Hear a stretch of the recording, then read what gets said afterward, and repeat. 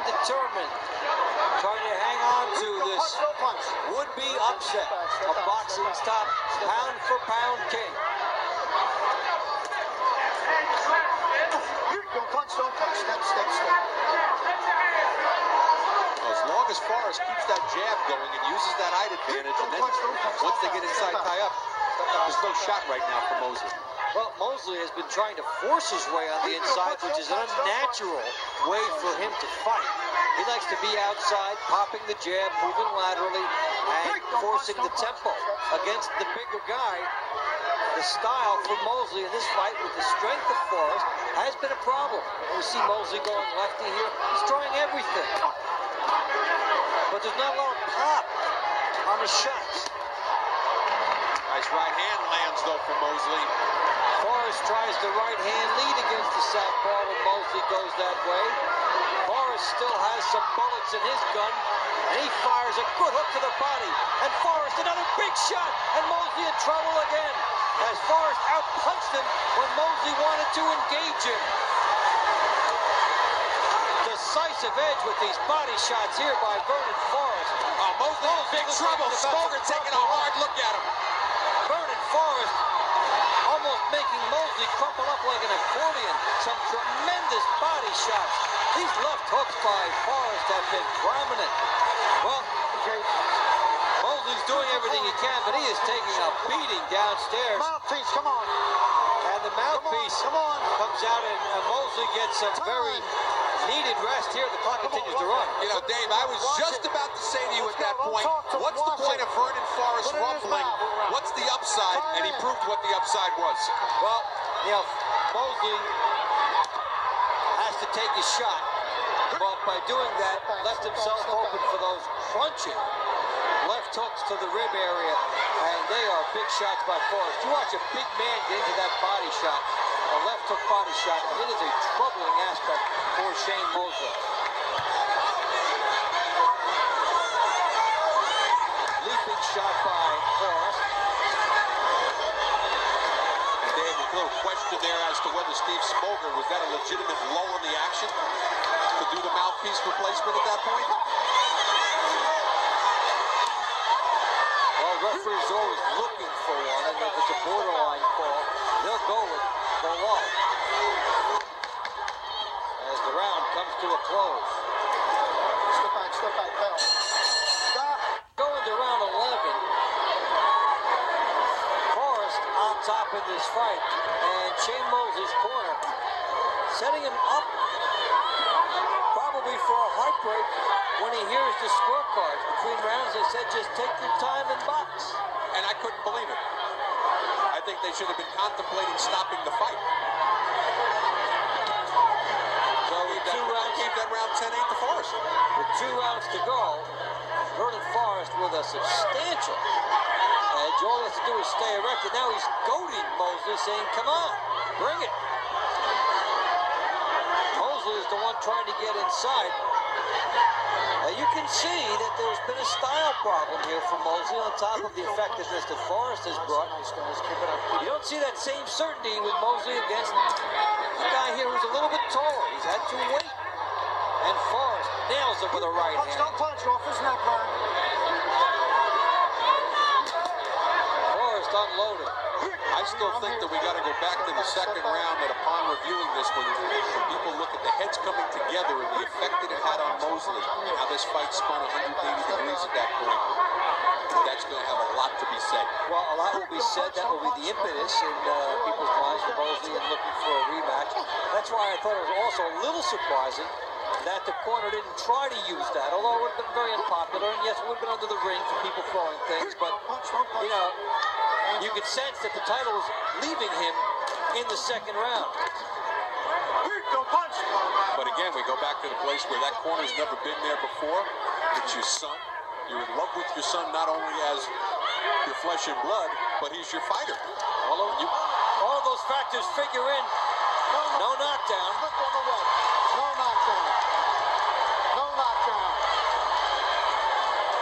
All right, you got to get that corner clean. Come on.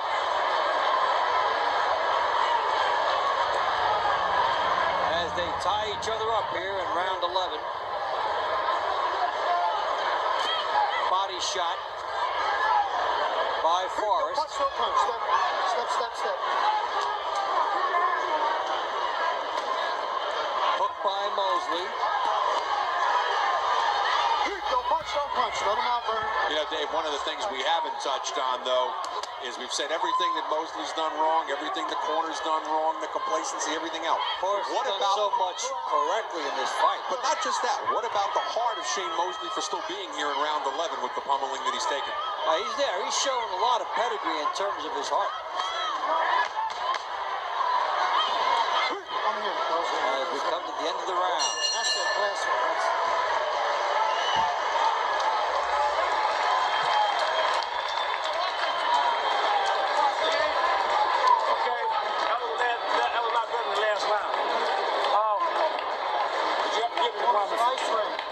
Holding me, smoker.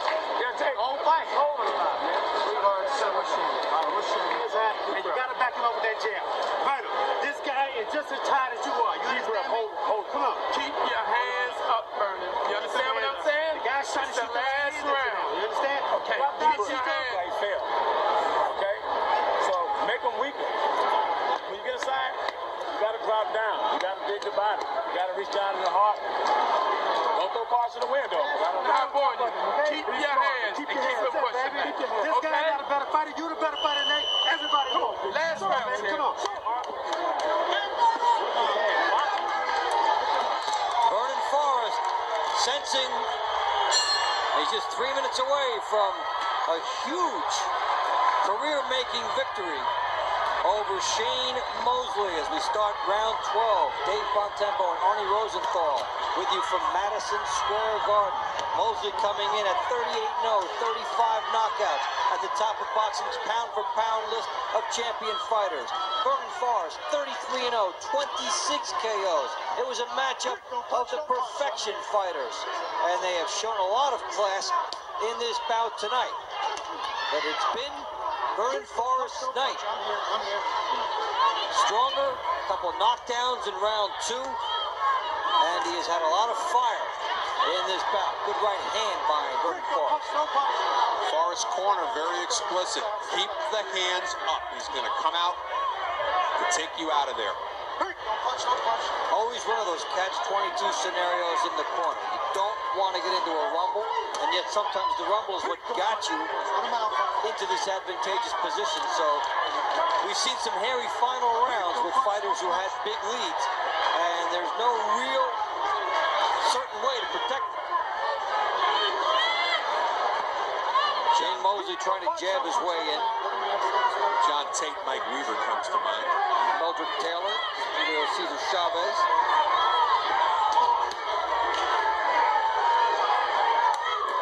Forrest has had it all going his way. Don't punch, no punch. Let him out, Vernon. Let him out. Hands up, guys.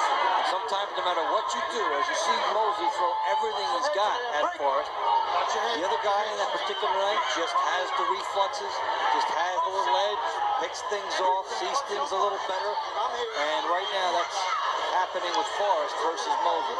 Forrest is having a great night. Visually and aesthetically, it looks like Tommy Hearns and Sugar Ray Leonard, but the outcome couldn't be more different. I'm here. Turn around. They've got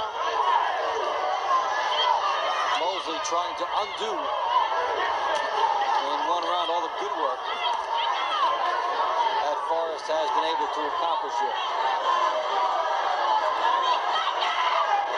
There's been a certain awareness throughout this fight of Forrest, a certain focus, a certain confidence. He's been tracking Mosley down. He was the aggressor. Shane Mosley just waiting for the bell now. Vernon Forrest has been able to put it all together in this fight. Vernon Forrest out-muscling Shane Mosley. Looked like a bigger man throughout the entire fight. And victory, just a formality away for Vernon Forrest. Dave, for what it's worth, I have it 118-107 Vernon Forrest over Shane Mosley. You and I just witnessed one of the biggest upsets in boxing history. Keep in mind, this man was a 7-1 underdog. And a 7-1 underdog in as dominating a performance as you'll see by a 7-1 underdog. I mean, if he wins by that much, and I certainly think he should, I mean, it almost, on the scorecards, it wasn't even a fight. At 7, I mean, shocking. Put it into perspective how much, I mean, the place is silent here. I think, if anything, there was probably a vibe going on where they wanted to see Mosley come back just so that they wouldn't be proven wrong. 7-1, and both fighters coming in undefeated and both world champions. It tells you how much everybody thought about Mosley.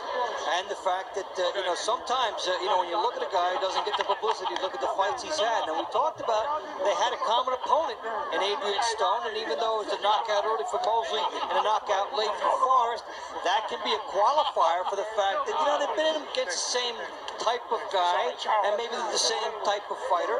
So, but that's the sentiment of people. That's why for Forrest, just a sweet night. No, I said I was that bad where I couldn't see what was going on. I see what was going on. Really was a great night for him. Sure, you'll see here Mosley referring to the butt at a clash of heads in round 2. And I personally think legitimately that that's valid. I told y'all I was going to do it. I'm looking at the fight from a commentating point of view, and I think that's where the fight turned. Of course, it was only the second round, but I'm not convinced that the fight would have ended this way had that butt not taken place. Of course, can you say are the butts responsible for the knockdowns that followed? These will be the arguments that go out there with that. So, and maybe it was a very close fight. The butt argument might be more to propel a rematch. In something that ends up one-sided, if that's how the official scorecards are read, may not play that way. Mosley may just be looked at a guy that just got overpowered tonight. So, huge discussion coming in any case, but you can't say enough for Vernon Forrest what he did tonight. No, and what about a rematch? They will call for it, but if it's a lopsided win, it's hard to make the rematch. You have to really sell that butt. Ladies and gentlemen, 2 undefeated welterweight champions came to the mecca of boxing, Madison Square Garden, and somebody's had to go. We go to the scorecards. Tommy Kazmarek scores the belt, 115 to 110. Melvina Lathan scores it 117 to 108.